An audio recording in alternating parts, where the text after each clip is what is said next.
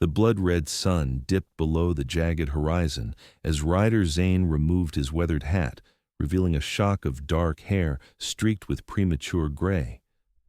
The headstone before him was simple, just a slab of granite with a name and 2 dates etched into its face. 7 years he had been coming to this same spot, standing in silence as daylight faded to dusk, letting grief wash over him like the cool evening breeze that rustled through the tall prairie grass. Montana Territory, 1881.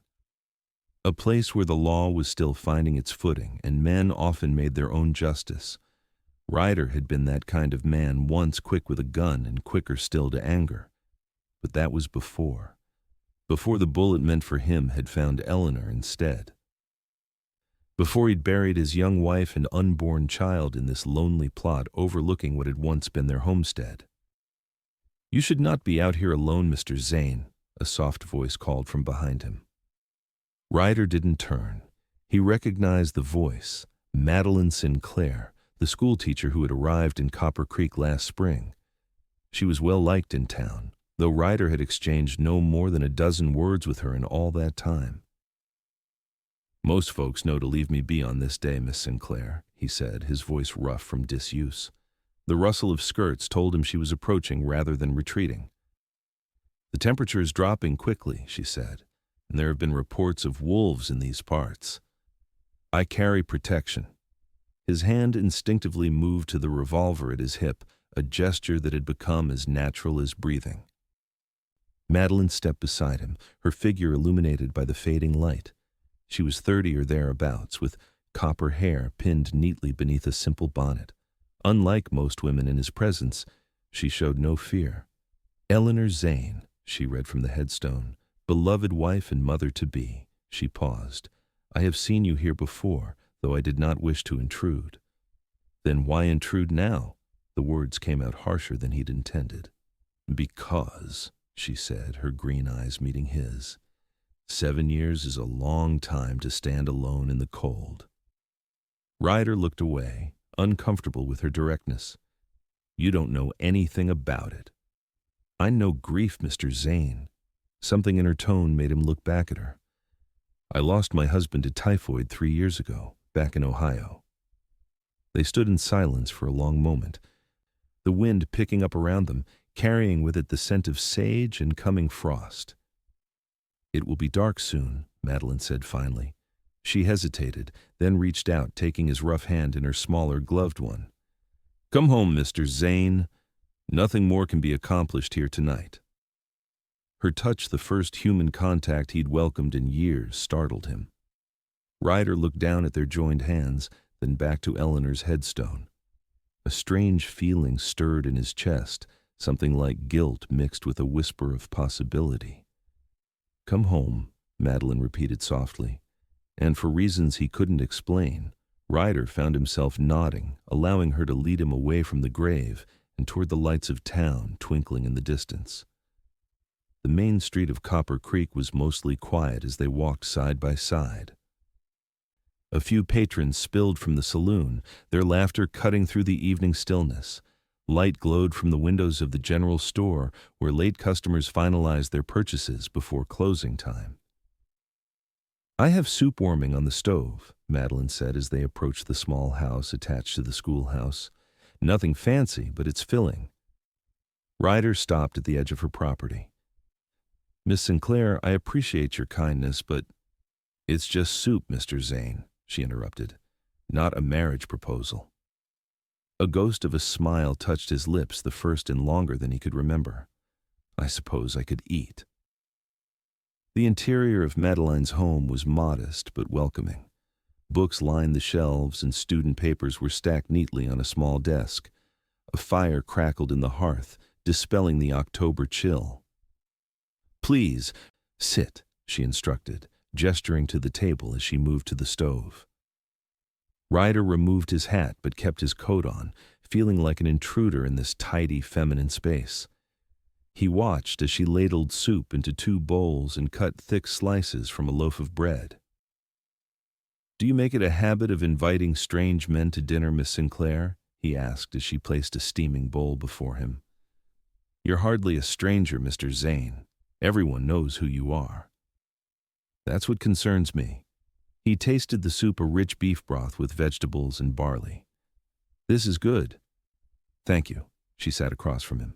And what people say about you doesn't concern me. I form my own opinions. And what opinion have you formed? Madeline considered him for a moment, her eyes thoughtful. That you're a man trapped in the past. That you punish yourself daily for something you couldn't control. Ryder's hand tightened around his spoon. You don't know what happened. I know Eleanor was killed by a man seeking revenge against you for your actions as a lawman in Texas. I know the bullet was meant for you. Her directness was unsettling. Sheriff Collins mentioned it when I asked about you. Collins talks too much, Ryder muttered. He worries about you, as do others in town. I don't need their worry. Madeline broke off a piece of bread. We all need someone to worry about us, Mr. Zane. It's what connects us as people. They ate in silence for a few minutes, the only sounds the clink of spoons against bowls and the crackling fire. Why did you come to Copper Creek? Ryder asked finally. Not much here for an educated woman. On the contrary, children need education no matter where they live. She sipped her water. After my husband died, Ohio held too many memories. I saw the advertisement for a teacher here and decided a fresh start was in order. And has it been a fresh start? I believe so. Her eyes met his. Though I still visit my past from time to time, I try not to live there. There's a difference, you know.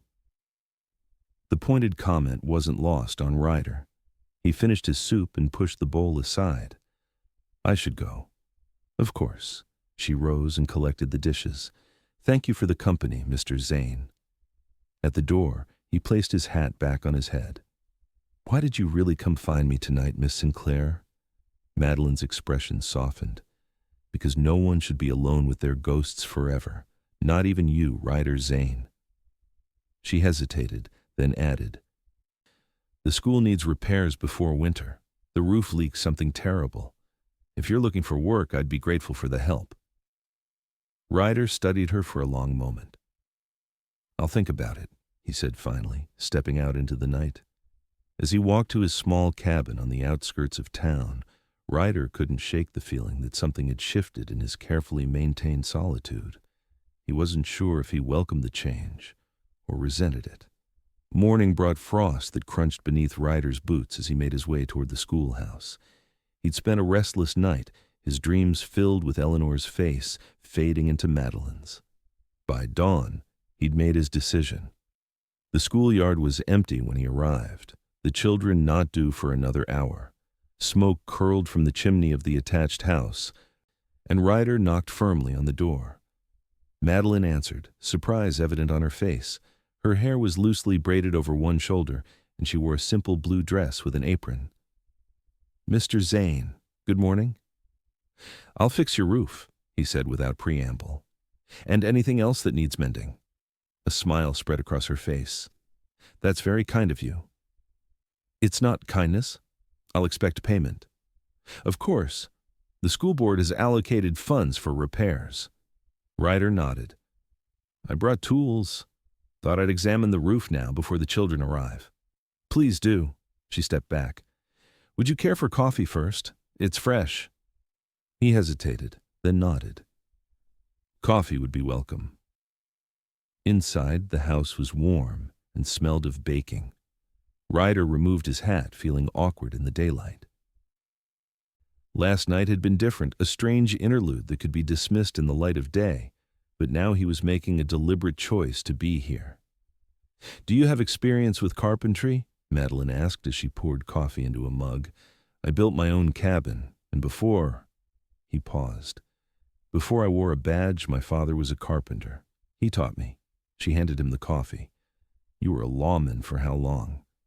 10 years. Started as a deputy in a small town near Fort Worth when I was 19. Became sheriff there 3 years later. He sipped the strong brew. Left that life behind when I came here. Yet you still wear your gun. Ryder's hand instinctively moved to the revolver on his hip. Old habits. And old enemies. He met her gaze. Those too.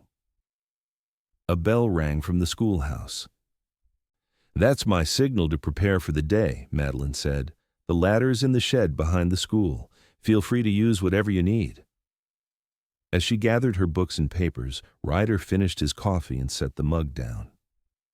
"Miss Sinclair," he called as she headed for the door. She turned back. "Thank you for last night." Her smile was gentle. "You're welcome, Mr. Zane." For the next few hours, Ryder examined the schoolhouse roof, identifying the weak spots and making mental notes of the materials he would need. From his position, he could see through the schoolhouse windows to where Madeline conducted her lessons. She moved with confidence among the children, about 20 of them ranging from barely school age to teenagers. Her voice, though too distant to make out words, had a melodic quality that carried on the air. By midday, Ryder had completed his assessment and was preparing to leave when the school door opened and children spilled out into the yard for their lunch break. A boy of about 10 noticed him and nudged his companions, pointing. Soon, a small group had gathered at the base of his ladder.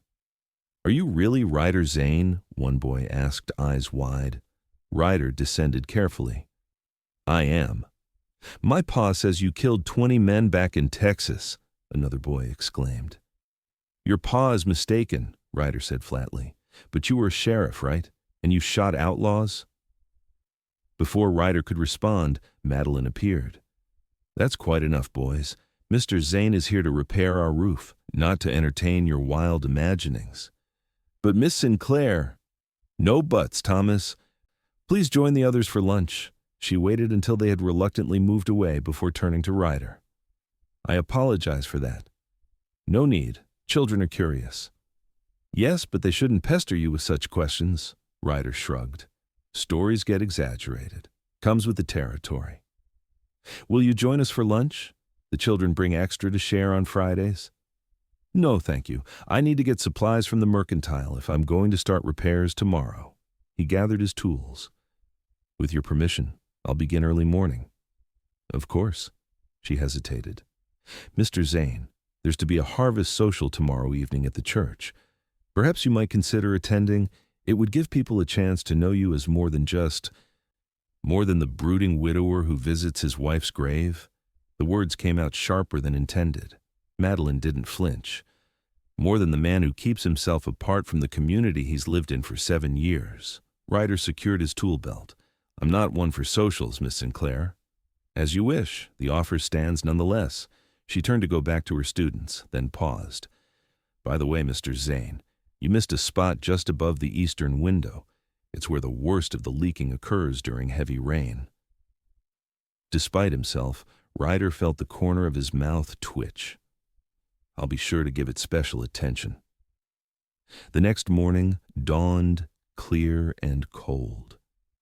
Ryder arrived at the schoolhouse just as the sun was breaking over the eastern hills, a wagon loaded with lumber and roofing materials behind him.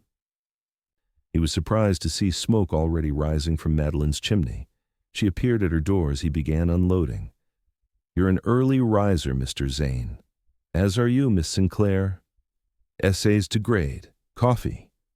He nodded, and soon they fell into a rhythm, Ryder working on the roof while Madeline prepared for her classes. By the time the children began arriving, he had removed several damaged sections and was measuring replacements. Throughout the day, he was aware of her presence below, catching glimpses of her through windows or hearing her voice as she conducted outdoor lessons when the day warmed. There was something soothing about the routine of manual labor, accompanied by the distant cadence of learning. By late afternoon, Ryder had made significant progress. He was securing the last new section when he heard a commotion in the schoolyard.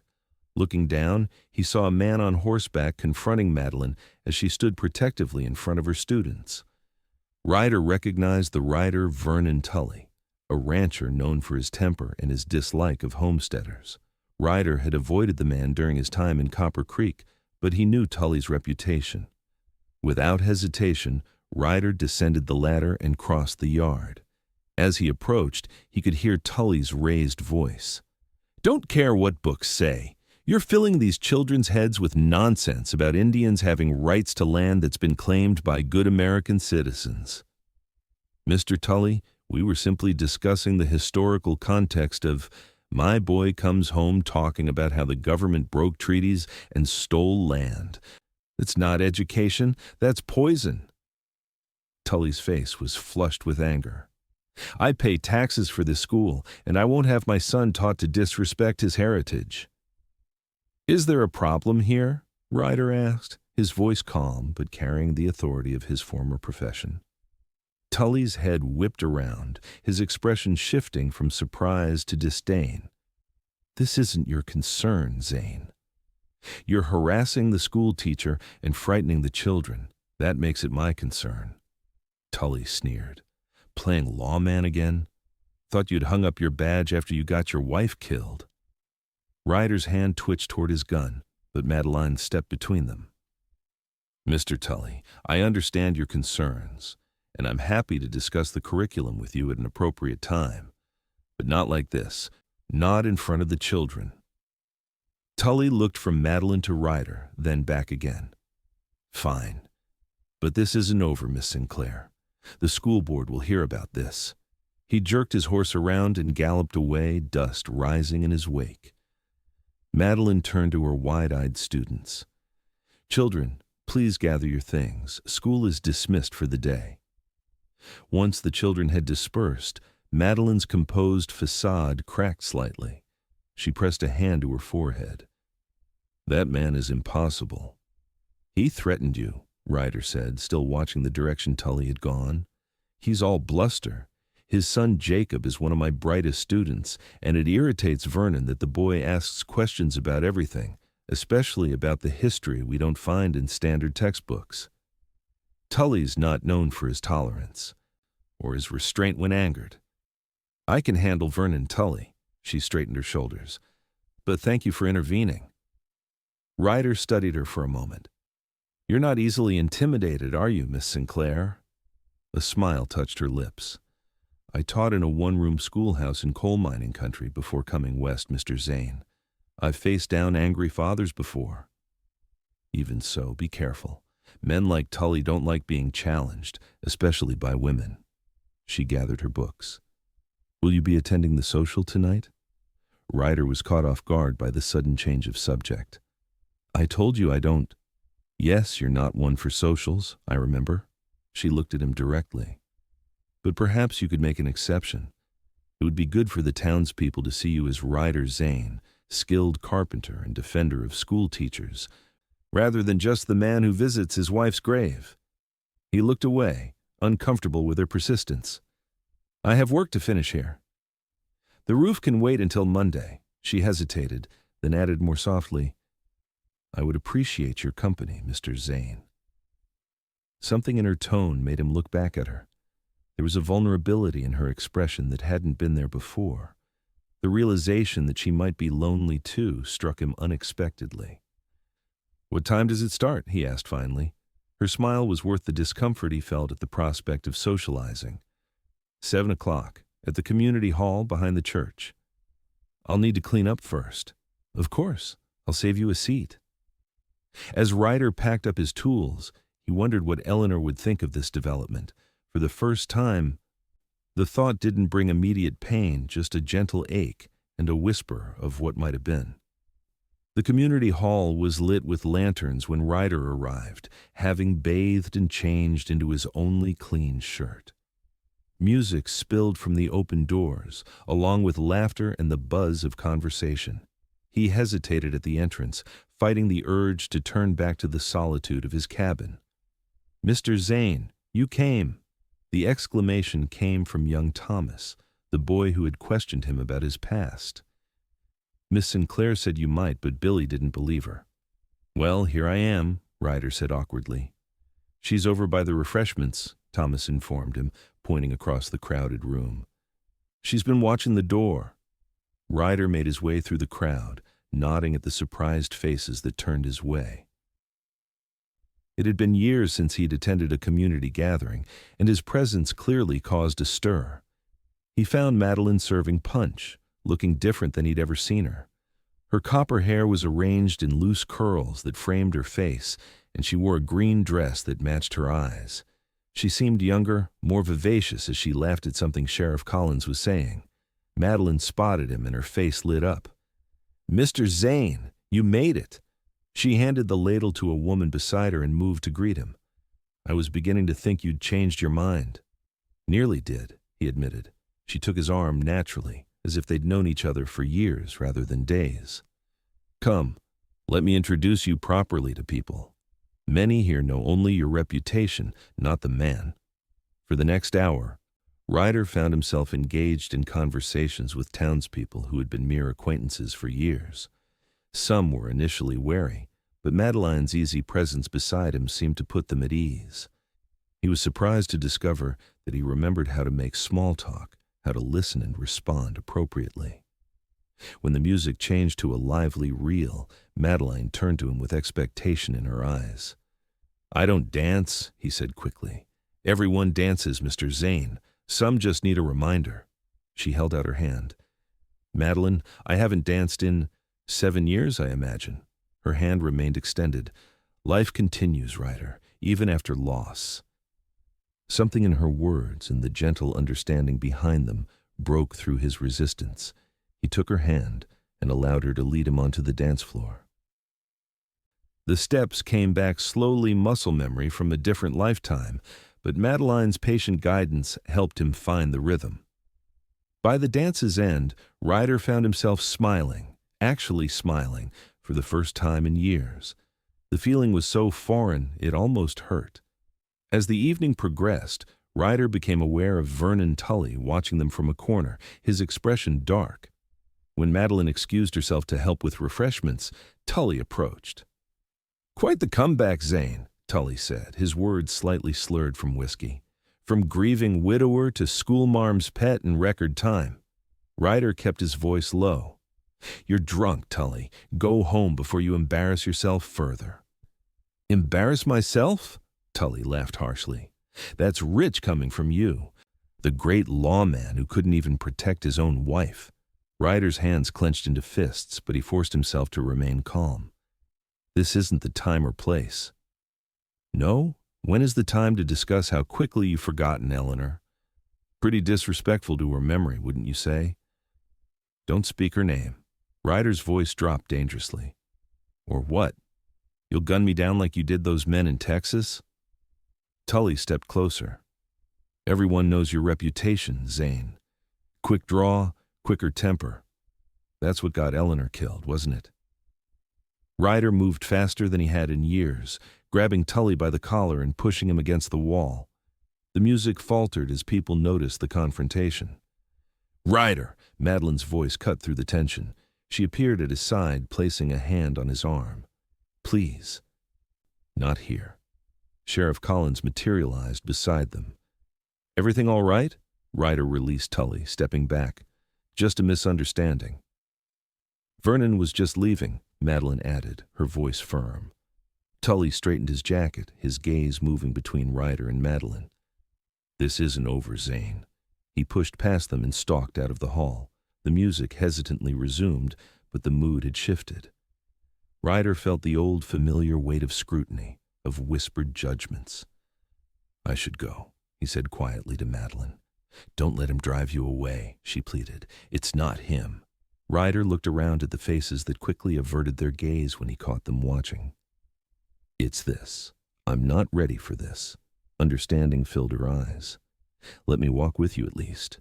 Outside, the night was clear and cold, stars brilliant in the black sky.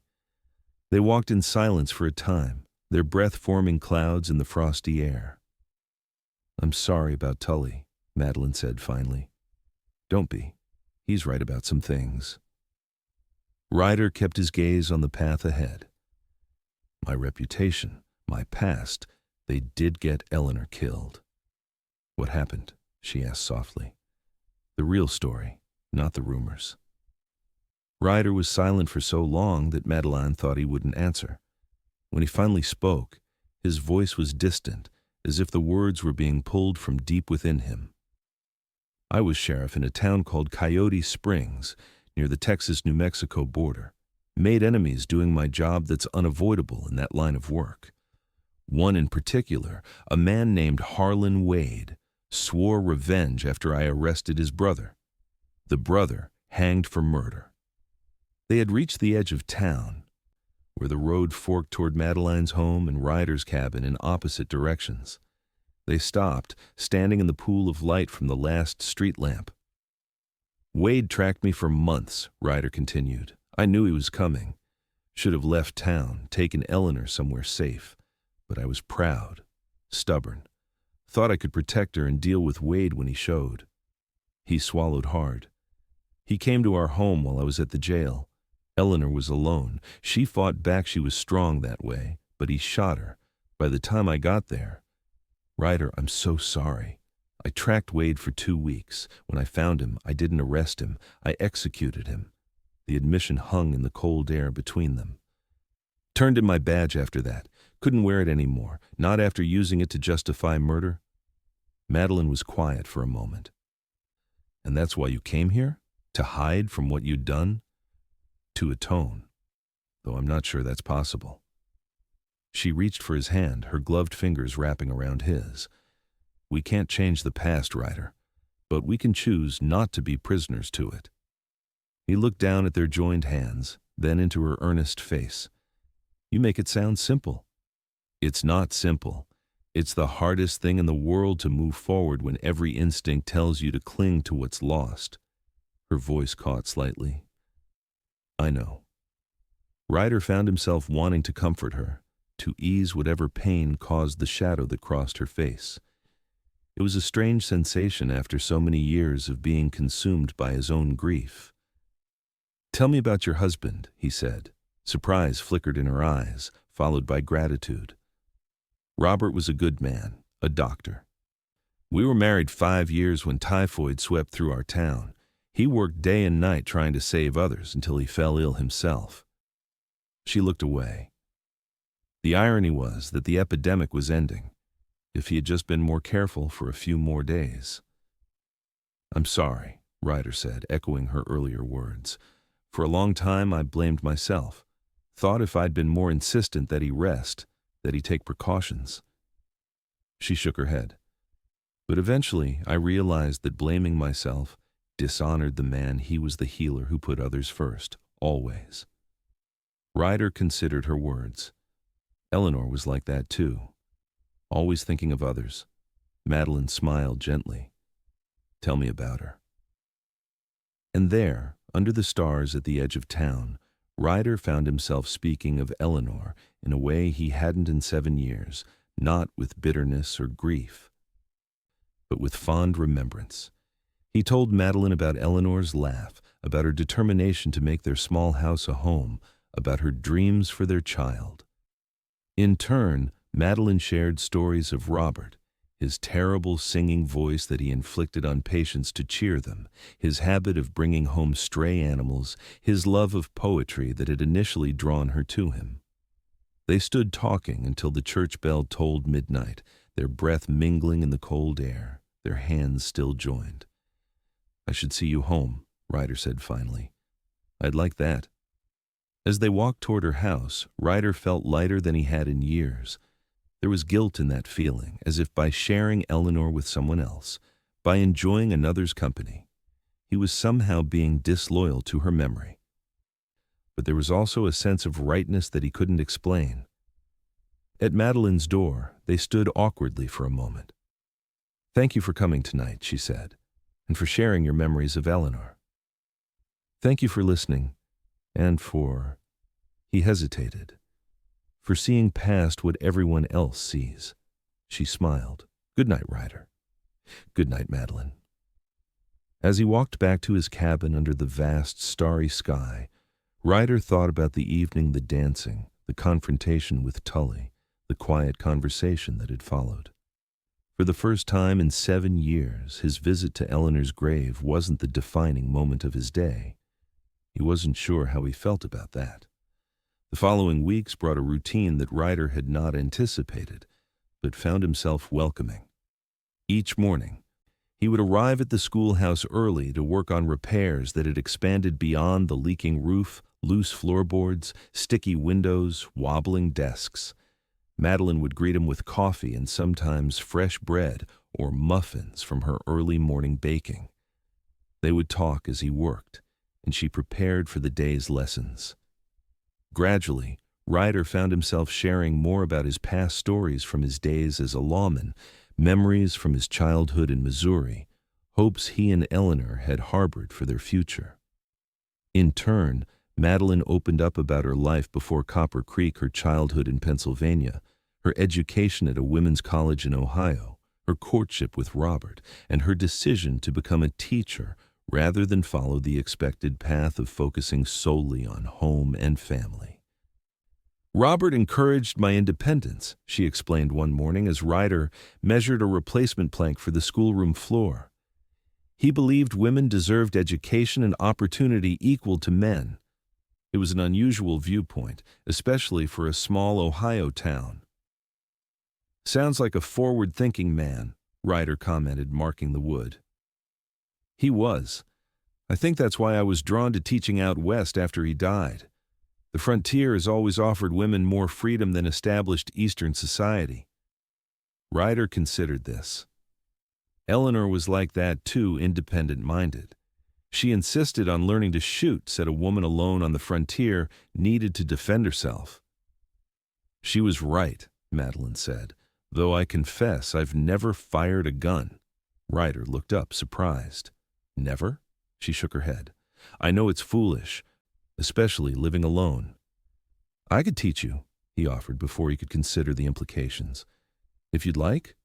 Madeline's face brightened. I would like that very much. That Sunday afternoon found them in a clearing behind Ryder's cabin, far enough from town to avoid curious onlookers, but close enough to walk comfortably. Ryder had set up Target's tin cans arranged on a fallen log. This is lighter than my revolver, he explained, handing Madeline a small pistol. Better for a beginner. She took it gingerly, its weight unfamiliar in her hand. It feels dangerous. That's because it is, Ryder said seriously. First rule, never point it at anything you don't intend to shoot. Second rule, always assume it's loaded, even when you know it's not.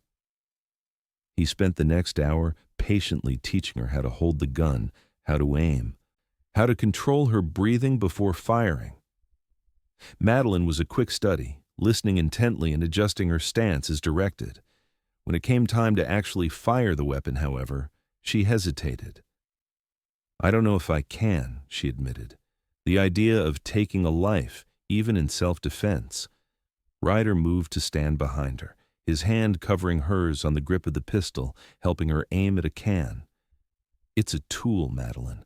Like any tool, its purpose depends on the user. Right now, we're just learning control. She nodded, her back straight against his chest, her breathing synchronizing with his. All right. Squeeze gently, don't pull, he murmured near her ear. The report of the pistol was loud in the clearing, and the can flew off the log. Madeline gasped, then laughed in surprise. I did it! You did, Ryder confirmed, stepping back. Now try on your own. By the end of the lesson, Madeline had hit more targets than she'd missed, and her initial nervousness had given way to focused concentration. As they walked back toward town, she seemed thoughtful. Does it bother you? She asked suddenly. Teaching someone else to shoot after what happened with Eleanor? The question caught Ryder off guard. I hadn't thought of it that way. I'm sorry if I overstepped. No, it's a fair question. He considered it as they walked. I think Eleanor would approve. She believed in self-reliance, and she'd like you. Madeline glanced at him, a smile playing at her lips. Would she? She would. The certainty in his voice surprised him. She had no patience for pretense or social niceties. Neither do you. I'll take that as a compliment. It was meant as one. As they reached the edge of town, Ryder became aware of curious glances from townspeople out for Sunday strolls. He stiffened slightly, the old discomfort at being the center of attention returning. Madeline noticed. "Does it bother you, what people might think?" "Not about me," he said honestly, "but it might affect your standing in the community being associated with me." "My standing?" She raised an eyebrow. "I'm a grown woman, Ryder. I choose my own associations." "Even so, a schoolteacher has certain expectations. Expectations that I will educate children and conduct myself with propriety, neither of which is compromised by friendship with you." Her tone was firm. "Unless you're concerned that people will assume more than friendship." The directness of the question flustered him. That's not... Because if that's your concern," she continued, her voice softening, "perhaps we should discuss what exactly is developing between us." They had stopped walking, standing now in the shadow of the church where few would overhear their conversation. "Madeline," Ryder began, then stopped, unsure how to proceed. The truth was, he didn't know what was developing between them. He only knew that for the first time in 7 years, he looked forward to each day rather than merely enduring it. "It's all right," she said, misinterpreting his hesitation. "I've overstepped again." "No," he said quickly. "You haven't. I haven't allowed myself to think beyond friendship." "I'm not sure I know how anymore." Her expression softened. "There's no rush, Ryder. I only wanted to assure you that I'm not concerned about town gossip." He nodded, grateful for her understanding. "Would you join me for dinner tonight at my cabin?" The invitation surprised them both. Madeline recovered first. "I'd like that very much." That evening, Ryder prepared a simple meal of venison stew and cornbread, his limited culinary skills stretched to their maximum. He had cleaned his cabin thoroughly, suddenly seeing it through a visitor's eyes, the Spartan furnishings, the few personal belongings, the general air of impermanence despite 7 years of residence. The only photograph he possessed of Eleanor on their wedding day normally sat on his bedside table. After a moment's consideration, he moved it to the mantel where it would be visible. It felt important somehow that Eleanor be present for this step forward. Madeline arrived as the sun was setting, carrying a cloth-covered basket. "I brought apple pie," she said as he welcomed her inside. "It seemed only fair since you're cooking." "It smells wonderful." He took her coat, hyper-aware of the intimacy of having her in his private space. "So does your stew." Madeline looked around with interest. "Your home is lovely, Ryder, so peaceful." "It's not much," he said, self-conscious. "It suits you." Her gaze fell on Eleanor's photograph. She moved closer to examine it. She was beautiful. Yes, she was. Madeline studied the image. She looks kind and strong. Both true. Ryder moved to stand beside her. "She would have been 32 this year." Madeline turned to him, her eyes full of understanding. "Thank you for sharing her with me." The meal was more comfortable than Ryder had anticipated. They fell into their usual, easy conversation, discussing the progress on the schoolhouse repairs, the upcoming winter, the latest book Madeline was reading to her students. "You should come read to them sometime," she suggested, as they enjoyed the apple pie, which was indeed excellent. "Many of the boys especially would benefit from seeing a man who values education." "I'm hardly a scholar," Ryder protested, "but you're well-read. I've seen the books in your cabin, philosophy, history, poetry, not what most would expect from a former lawman. My mother was a teacher like you. She insisted I have education beyond what most frontier boys received." He smiled at the memory. "My father complained that she was turning me into a thinker rather than a doer." "And yet you became both," Madeline observed. "A man of action who also values thought." After dinner, they sat before the fire, the conversation turning more personal. "Do you regret not having children?" Ryder asked, thinking of the child he and Eleanor had lost. Madeline considered the question. "Sometimes. Robert and I planned to have a family, but we agreed to wait until his practice was established." She looked into the fire. "After he died, I thought perhaps the opportunity had passed. But now, she let the thought trail off. But now, he prompted gently. She met his gaze directly. Now I think perhaps life offers second chances, if we're brave enough to take them. The implication hung in the air between them, neither quite ready to acknowledge it directly. What about you? She asked. Do you think about having a family someday? Ryder hadn't allowed himself to consider such possibilities for so long that the question caught him off guard. I haven't thought beyond each day for years, he admitted. The future was just empty. And now? He looked at her, the firelight playing across her features, her green eyes intent on his face. Now I'm beginning to see possibilities I hadn't considered. Madeline smiled, and Ryder found himself wanting to reach for her hand, to bridge the physical distance between them as they had begun to bridge the emotional one. Before he could act on the impulse, a pounding at the door startled them both. Zane, you in there? Sheriff Collins's voice was urgent. Ryder rose quickly and opened the door. Collins stood on the porch, his expression grave. What is it? There's trouble. Vernon Tully and a group of ranchers have gathered at the schoolhouse. They're threatening to burn the corrupting influence, as Tully put it. Collins noticed Madeline behind Ryder. Miss Sinclair, you're here. Good. I was worried they might have gone to your home first. Madeline paled. The schoolhouse? But why? Tully's been stirring up resentment among some of the ranchers about your teaching. Says you're poisoning their children against their heritage with talk of Indian rights and questioning government policies. Collins shook his head. Most folks think he's just bitter because his son Jacob has been talking about wanting to become a teacher rather than taking over the ranch. Ryder was already reaching for his coat and gun belt. How many men? 6 or 7. They've been drinking. Stay here, Ryder told Madeline. Absolutely not, she countered, reaching for her own coat.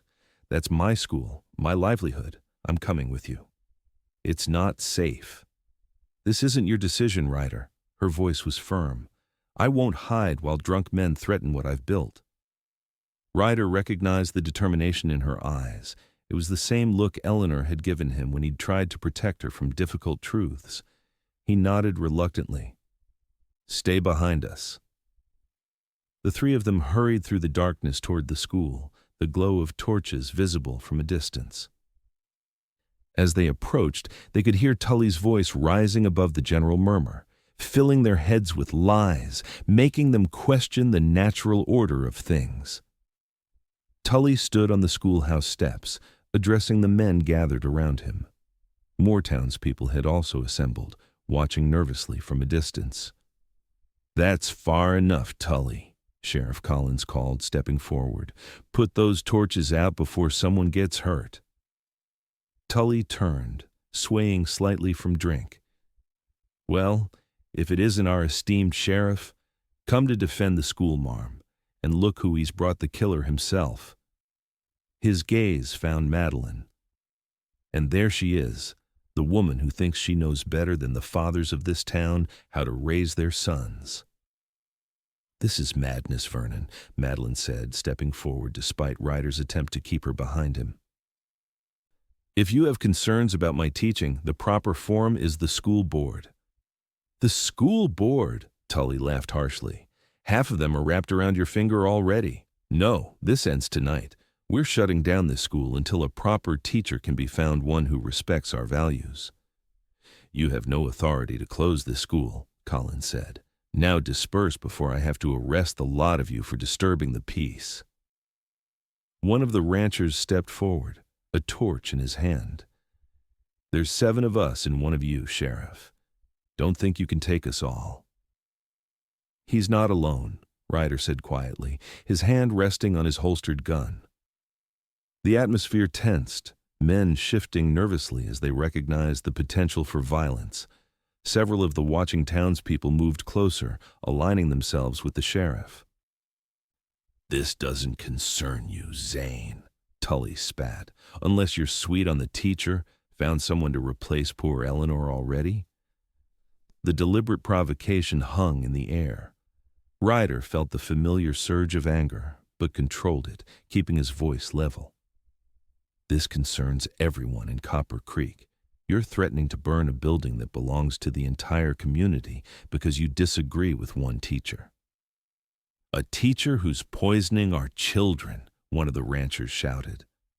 By teaching them to think for themselves? Madeline countered. By presenting history as it actually happened rather than the sanitized version that makes us all comfortable? Quiet, woman. Tully moved down the steps, torch in hand. You've done enough damage. As he advanced toward Madeline, Ryder stepped between them, his hand now in his gun. That's close enough, Ryder warned.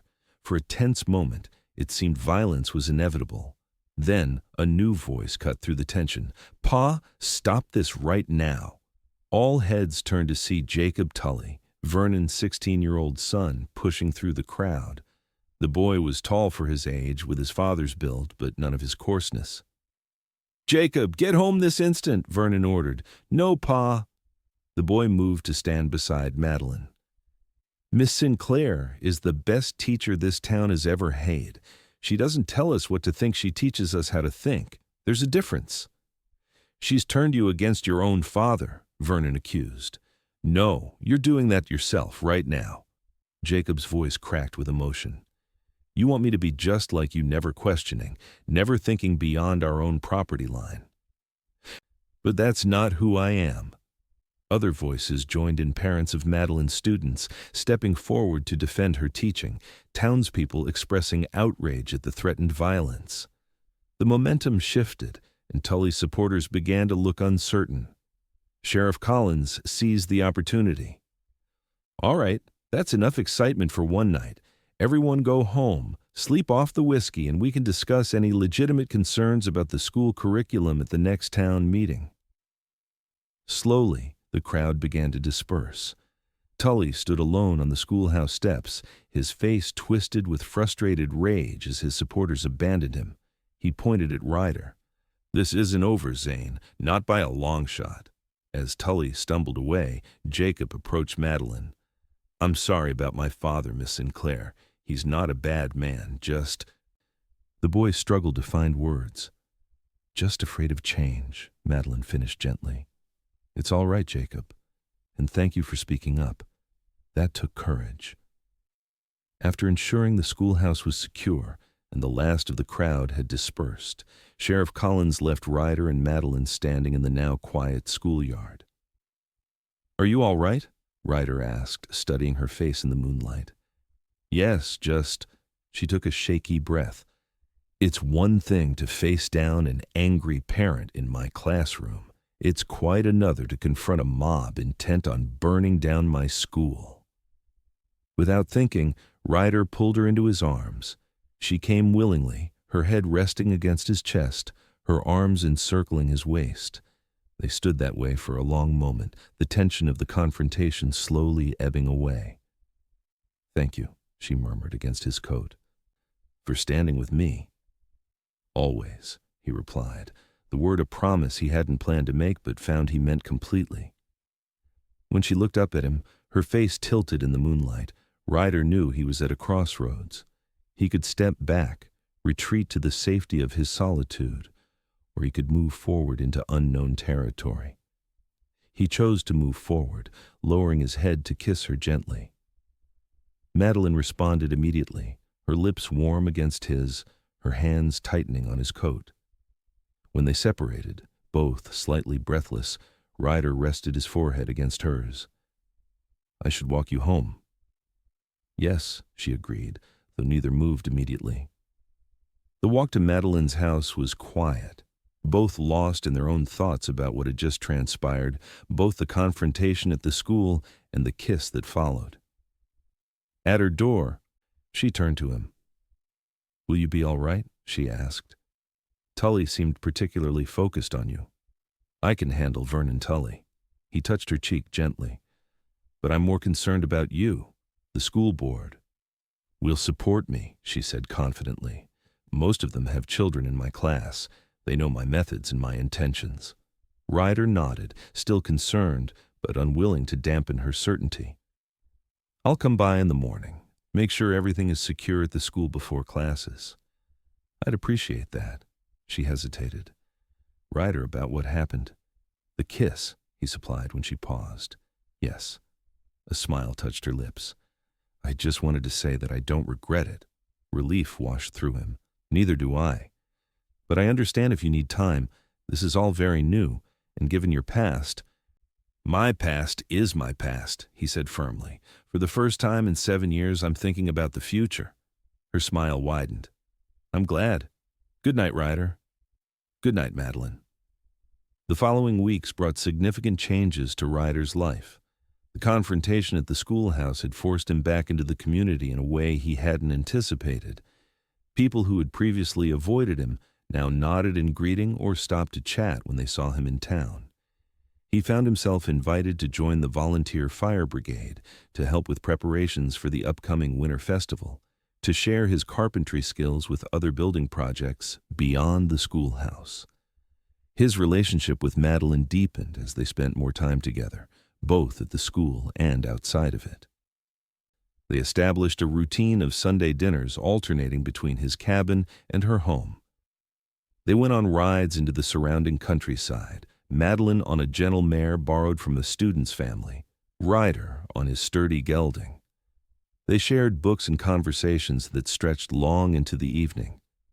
And gradually, Ryder found himself falling in love again, a process both familiar and entirely new. Loving Madeline was different from loving Eleanor, not lesser or greater, just different. Where Eleanor had been fiery and impulsive, Madeline was thoughtful and steadfast. Both women challenged him, but in distinct ways. With Eleanor, he had been young and certain. With Madeline, he was older, more cautious, but perhaps wiser. As November turned to December in snow-blanketed Copper Creek, Ryder faced another crossroads, the anniversary of Eleanor and their unborn child's deaths. For 7 years, he had spent that day alone at the grave, lost in grief and guilt. This year, for the first time, he wasn't sure that was what he needed or what Eleanor would want for him. The morning of the anniversary dawned clear and bitterly cold. Ryder rose early, dressed warmly, and made his way to the cemetery on the hill overlooking what had once been their homestead. The path was familiar, each step a memory. He stood before the headstone, brushed away the snow that had accumulated, and placed the single rose he had carried preserved from the last blooms of fall and kept specially for this day. "Hello, Eleanor," he said softly, the ritual of speaking to her as comfortable as an old coat.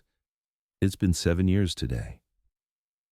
For the next hour, Ryder talked to his late wife about the changes in his life, about Madeline, about his reintegration to the community, about the gradual healing that had begun to take place.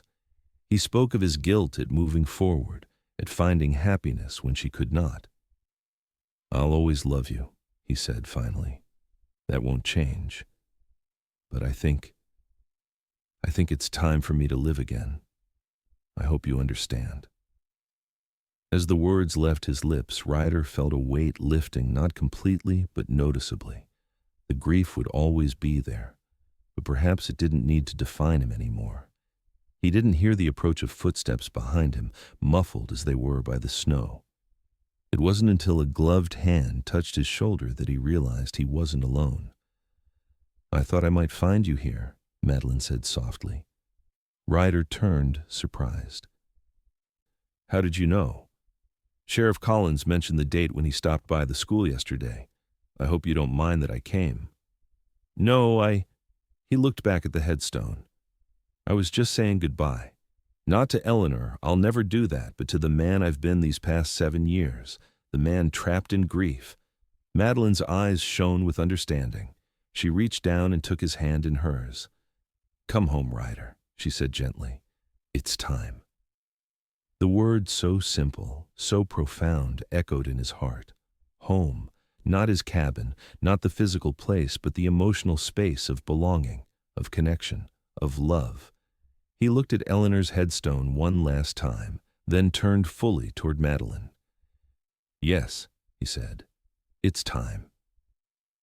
Hand in hand, They walked down from the cemetery hill, leaving footprints in the snow that would soon be covered by fresh falls not erased, but transformed into part of the landscape, just as grief becomes part of the terrain of a life without disappearing completely. In town, preparations for the winter festival were in full swing. Garlands of pine boughs adorned the storefronts, and children darted through the streets, their laughter carrying on the crisp air. It was a scene of life and continuity that Ryder had observed from a distance for years, but now found himself part of. "The school children are performing a Christmas pageant," Madeline told him as they walked. "They've been practicing for weeks."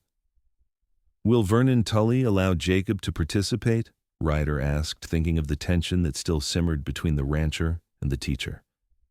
Madeline smiled. "Actually, yes."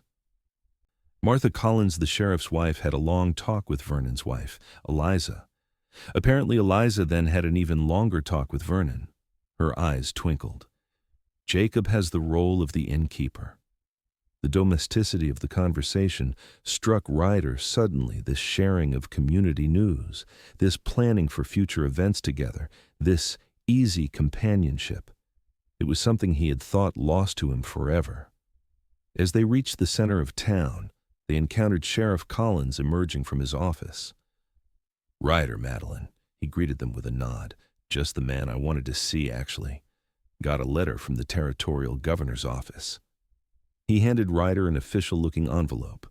Puzzled, Ryder opened it and scanned the contents. His expression changed from confusion to disbelief. "What is it?" Madeline asked. "It's a pardon," Ryder said, his voice strained. "For the killing of Harlan Wade.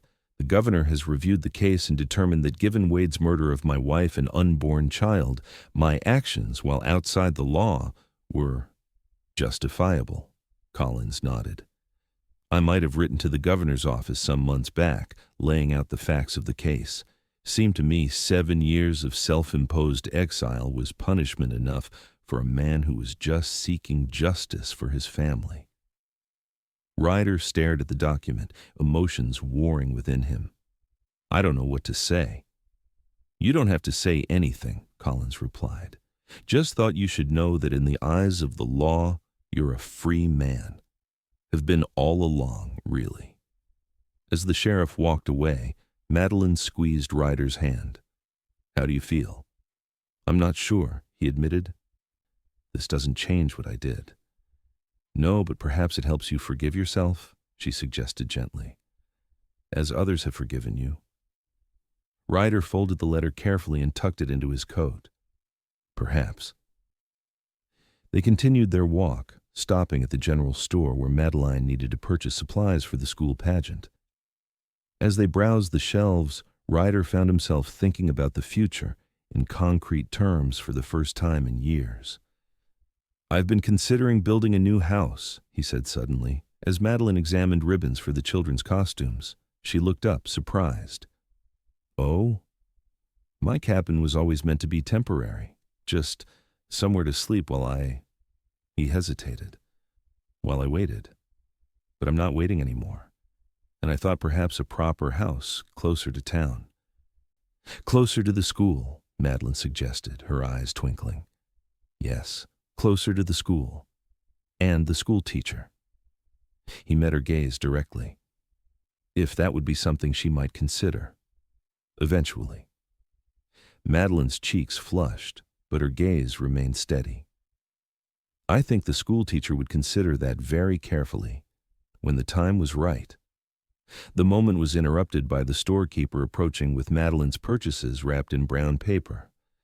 But the understanding between them remained, a promise of possibilities to come. As winter deepened, the rhythm of life in Copper Creek slowed. Heavy snows made travel difficult, and the community turned inward, gathering frequently for shared meals, music, and companionship to ward off the isolation of the season. The school's Christmas pageant was a resounding success, with Jacob Tully's performance as the innkeeper drawing particular praise. Vernon Tully sat in the back row, his expression unreadable, but he joined in the applause at the end and even nodded curtly to Madeline, when they crossed paths afterward. On Christmas Eve, Ryder joined Madeline at her home for dinner. He arrived early, helping her prepare the meal and decorate the small fir tree he had cut and brought for the occasion. As they worked together in the warm kitchen, Ryder found himself watching Madeline, the confident way she moved, the gentle humor in her expressions, the intelligence in her green eyes.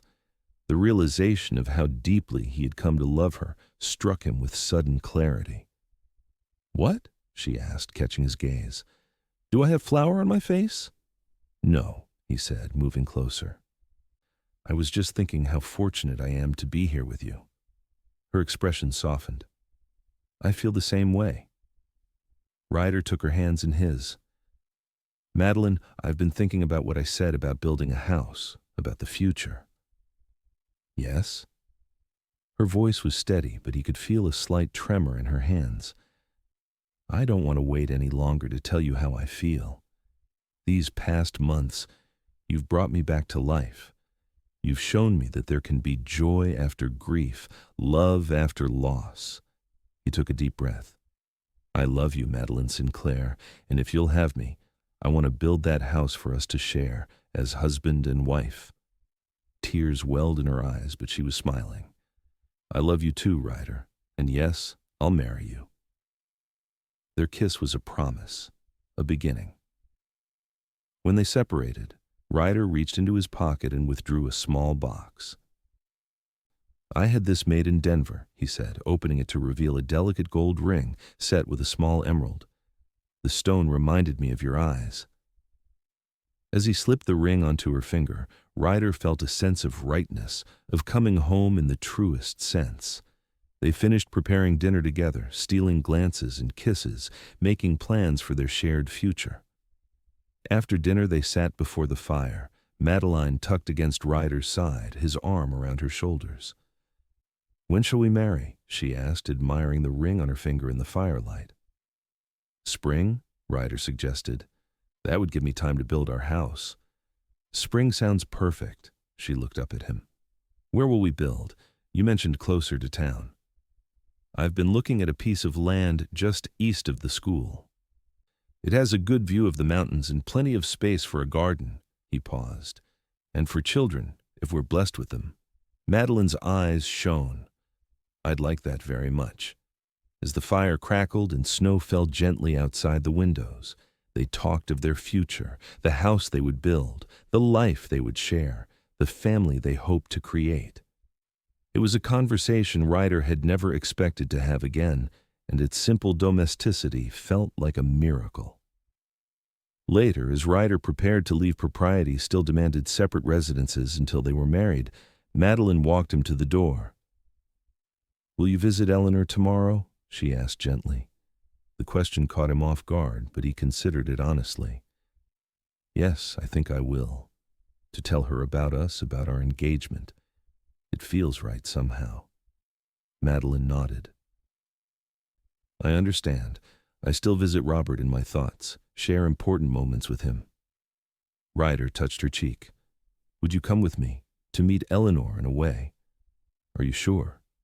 "Yes," he said, realizing he meant it completely. The past and the future, together. As it should be. Christmas Day dawned clear and cold, the world transformed into a glittering expanse of white. After exchanging gifts at Madeline's home, a finely crafted writing desk from Ryder to her, a hand-knitted scarf and illustrated edition of Thoreau's Walden from her to him, they made the journey to Eleanor's grave. The path was difficult in the deep snow, but they helped each other, laughing when they stumbled, pausing to admire the beauty of the winter landscape. By the time they reached the cemetery hill, the sun was high, turning the snow into a field of diamonds. Ryder cleared the snow from Eleanor's headstone, then stepped back to stand beside Madeline. He removed his hat, holding it respectfully. "Hello, Eleanor," he said, his voice clear in the winter stillness. "I've brought someone to meet you. This is Madeline Sinclair." He looked at Madeline, who stepped forward and placed the small bouquet of evergreen and dried flowers she had brought beside the headstone. "Hello, Eleanor," Madeline said softly. I wish we could have met in life. I think we would have been friends." Ryder's throat tightened at the simple sincerity of her words. "Madeline and I are going to be married in the spring," he continued. "I wanted you to know that I'm happy again, truly happy. I'll always love you, always remember you. But I'm living again, just as you would have wanted." They stood together in silence for a moment, the only sounds the whisper of the wind through the pines and the distant call of a winter bird. As they turned to leave, Madeline took Ryder's hand and said once more the words that had begun their journey together. "Come home."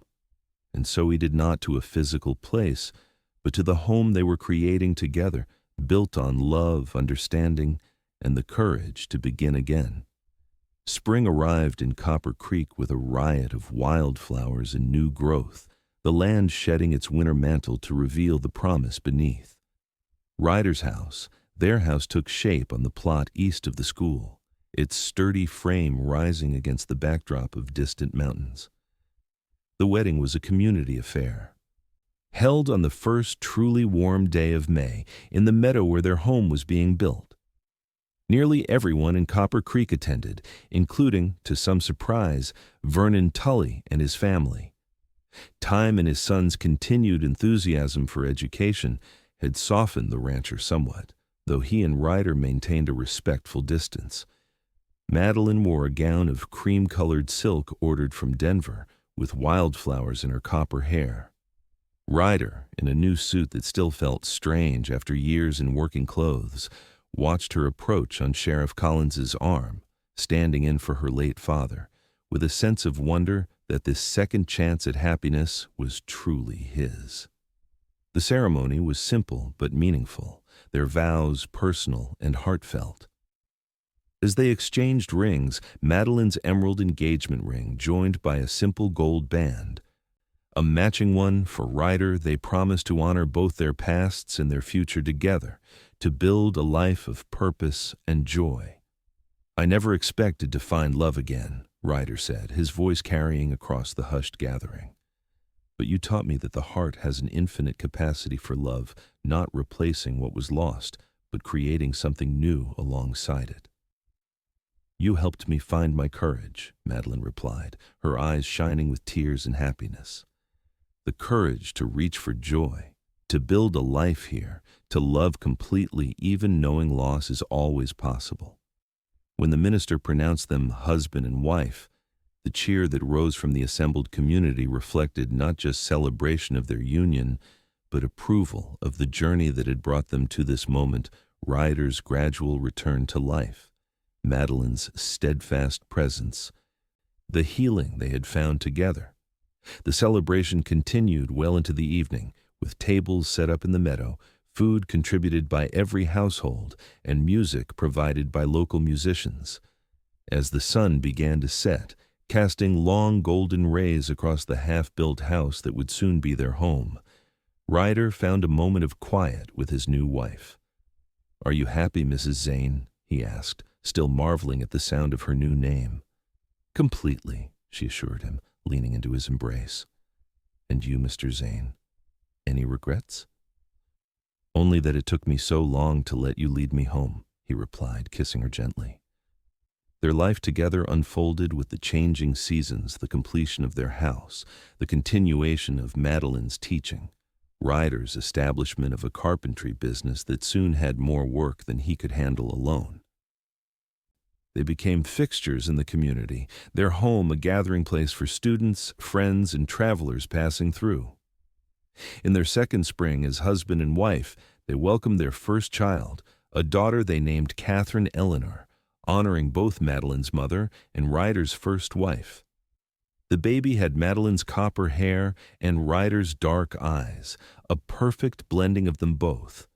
As Ryder held his daughter for the first time, gazing down at her perfect tiny face, he felt a completion of the circle that had begun that day at Eleanor's grave, when Madeline had found him standing alone and taken his hand. "She's beautiful," he whispered, overwhelmed by love and gratitude. "She is," Madeline agreed, tired but radiant in their bed, "and she has a guardian angel watching over her." Ryder knew she meant Eleanor, and the acknowledgement warmed him. They had made regular visits to Eleanor's grave throughout their marriage, sometimes with Madeline, sometimes Ryder alone. It was a practice that honored the past while fully embracing the present. 2 years later, they welcomed a son, Robert James, named for Madeline's first husband and Ryder's father. Their family was complete, their happiness full. On the 10th anniversary of Eleanor's death, Ryder visited her grave alone, as was his custom on that particular day. The cemetery was peaceful in the autumn light, the turning leaves creating a golden canopy overhead. He stood before the familiar headstone, now accompanied by a small rose bush that he and Madeline had planted years ago. It bloomed each summer, a living memorial more vibrant than cold stone. "Hello, Eleanor," he said, his annual greeting as natural as breathing. "Catherine is starting school this year with her mother as her teacher, of course. She's so bright, asks questions about everything. And little Robert is walking now, getting into all sorts of mischief." He told her about the past year, the expansion of his carpentry shop, Madeline's appointment as head of the school board, the growth of Copper Creek as the railroad brought new settlers and opportunities. "I'm happy," he said finally, "truly happy. And I have you to thank for part of that. Losing you nearly destroyed me, but it also led me here, to this life. I carry you with me always, in my heart and in the lessons you taught me about love and courage." As he finished speaking, he heard familiar footsteps approaching. Turning, he saw Madeline walking up the path. Catherine's small hand in hers, Robert balanced on her hip. "We thought we might join you this year," she said as they reached him, "if that's all right." "More than all right," he assured her, taking Robert from her arms and lifting Catherine to see the headstone. "Is this Eleanor?" Catherine asked, her young voice solemn. "Yes, sweetheart. She was my first wife before your mama. Mama says she's an angel now watching over us." Ryder glanced at Madeline, who smiled gently. "Yes, I believe she is." They stood together as a family, honoring the past while fully present in the moment. As the sun began to set, casting long shadows across the cemetery, Madeline took Ryder's hand. "Come home," she said, echoing the words that had begun their journey so many years ago.